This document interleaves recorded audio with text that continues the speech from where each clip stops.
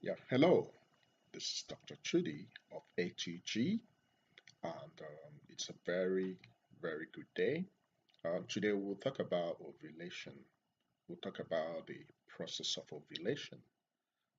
Ovulation is a very special event that must occur in the body of a woman before the process of procreation can start. So ovulation is very vital in the whole process of reproduction. Without ovulation, there won't be fertilization. Without fertilization, there won't be conception. And without conception, there will be no existence of human beings. So ovulation is actually a process that happens cyclically, and it happens when one of the ovaries release one egg, or it can be more than one egg.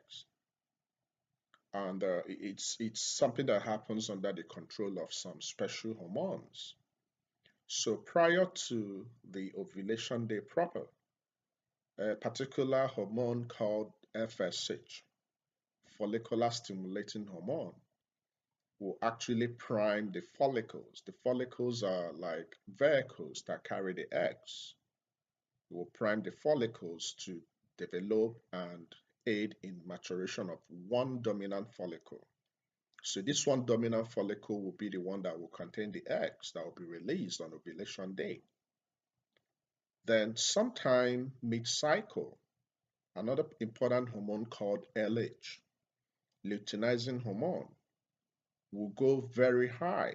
It's called LH surge. When this hormone goes very high, it's a signal that ovulation is about to happen. Ovulation is simply the release of the egg. So when the LH goes up, the chances that ovulation will happen within 12 to 24 hours is very high. There are a couple of signs you can have that will tell you that ovulation is about to happen. You can have increase in your basal body temperature. Some people can have spotting.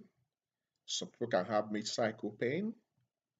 Some people can have increase in their cervical egg whites, the mucus, and a couple of other non-specific signs.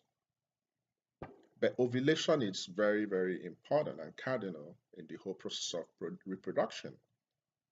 And generally, most women will have a 28-day cycle. And in a 28-day cycle, the day the ovulation will occur is applying the method of 14. So you use factor 14. So you minus 14 from 28, you get 14.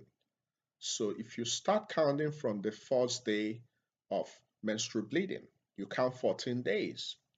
On day 14th, likely the egg will be released. This can fluctuate within a particular woman's cycle, or it can also fluctuate outside the cycle. So some people can have, instead of 28, they can have 26, they can have 30, they can have 24. But whatever happens, you start counting from the first day of the period. So if you're using 28-day cycle, you count 14 days. If you're using 30 days, you minus 14 from 30, you get 16. So you count 16 days. So these are a few things you should know about ovulation that is very important. Also, we have what we call the fertile window.